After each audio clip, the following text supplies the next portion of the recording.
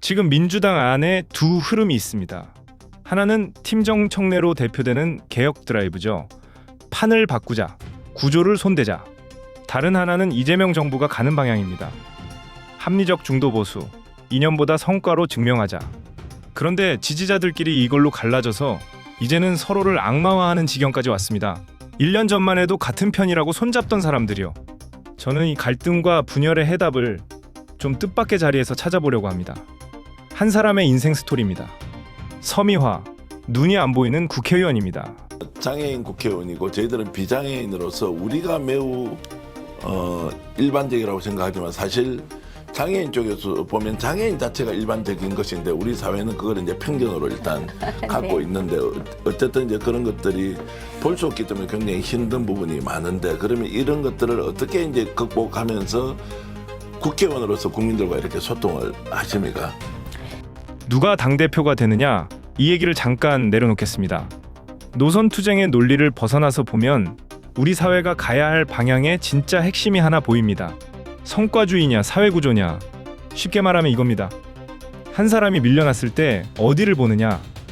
성과를 보는 쪽은 이렇게 말합니다. 세상은 원래 경쟁하는 곳이고 결국 실력과 성과로 증명하는 수밖에 없다. 판탄만 하면 아무도 노력을 안 한다. 사회구조를 보는 쪽은 이렇게 말하죠. 저 사람이 못나서 밀려난 게 아니고 밀려나게 만든 판이 있다. 판을 안 고치면 사람만 계속 갈린다.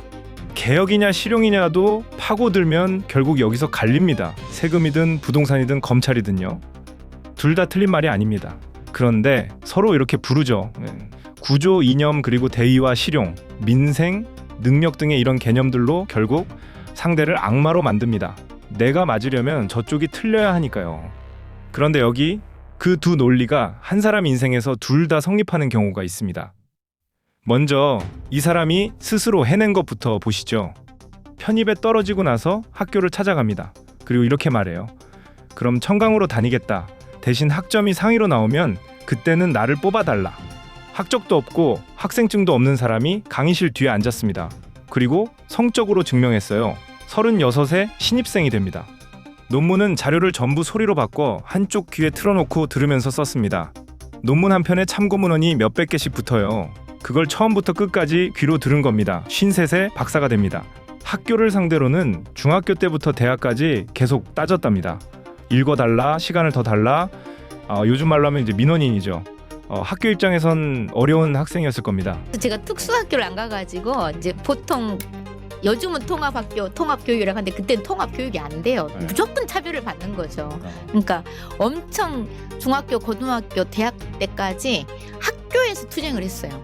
선생님들한테 이름은 쓰겄냐, 읽어주라.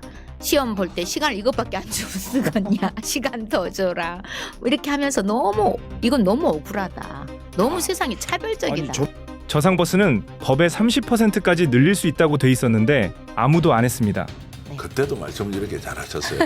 그때도 아니 뭐 들어보면 네. 사람들이 깜짝깜짝 놀라요. 왜냐면 정책의 네. 현실성 이런 게 뭐 바로 와 닿는데. 네. 그래가지고 제가 의원 되자마자 예. 시전 질의해가지고 예. 저상버스 한 대를 17대로 바꿨어요. 이야. 대폐차를 전부 저상버스로 도입해라. 예, 예. 그 시장님이 답을 안 해서 답 줄 때까지 1시간 동안 계속 대답하라고 해가지고 와. 바로 교체. 시장한테 물었습니다. 답을 안 해요. 그래서 안 비켰습니다. 답이 나올 때까지 1시간을 그 자리에 서 있었어요.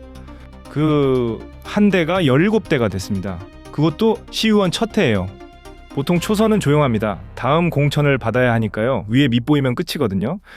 그래서 처음 몇 년은 배운다는 명목으로 아무것도 안 건드려요. 여기까지가 전부 본인이 한 겁니다. 아무도 안 시켰어요. 실력과 실용적인 성과가 말하는 게 여기 다 있습니다. 판을 원망하고 앉아있지 않고 일단 되는 것부터 해낸 사람. 그런데 이걸 독한 사람 하나의 승리담으로만 읽으면 정작 중요한 걸 놓칩니다. 애초에 왜 저렇게까지 해야 했느냐는 질문이 남거든요.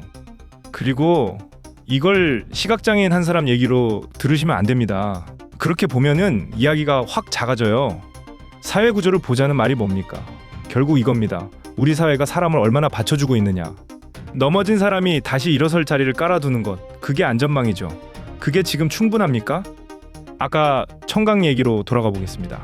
노력을 안 했으면 아무것도 안 됐을 겁니다. 그런데 청강이라도 받아준 학교가 없었으면 노력할 자리 자체가 없었어요. 노력하면 된다가 반쪽인 이유가 그겁니다. 인공지능으로 돈이 어마어마하게 몰리고 있죠. 그 돈이 어디로 가느냐? 부동산은? 세금은 누가 더 내느냐? 싸움은 다 여기서 붙습니다. 그리고 뒤도 한번 돌아봐야죠. 우리 사회가 그동안 공정한 기회를 줬습니까? 한 번 실패한 사람한테 얼마나 관대했습니까?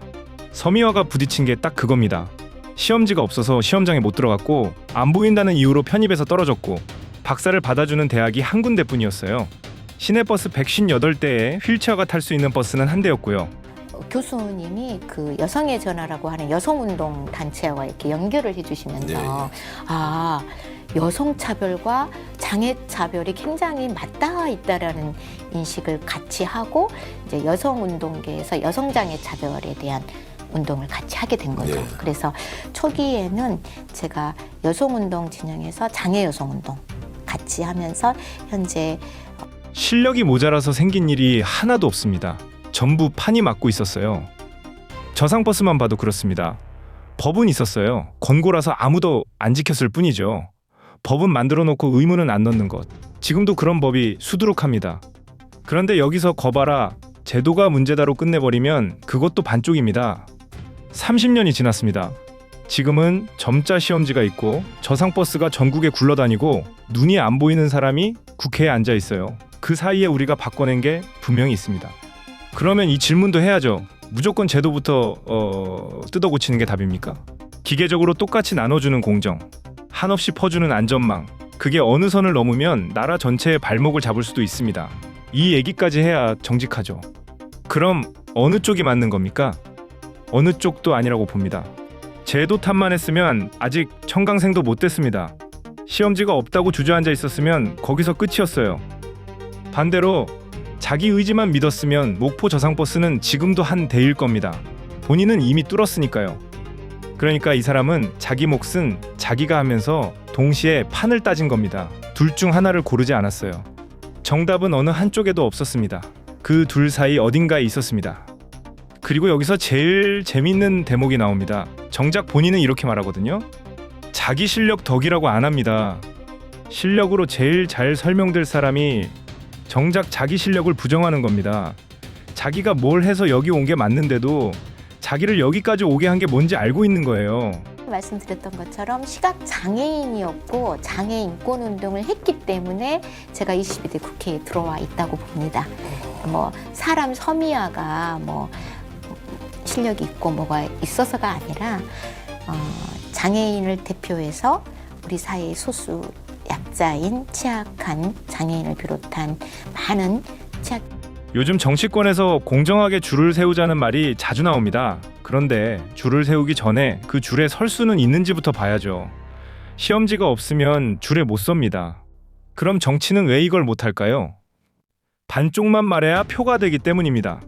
구조만 말하면 이쪽이 박수치고 성과만 말하면 저쪽이 박수칩니다. 둘 다 말하면 양쪽에서 다 욕먹어요. 그런데 이 인생을 쭉 놓고 보면 애초에 둘이 싸울 일이 아니었습니다. 순서였어요.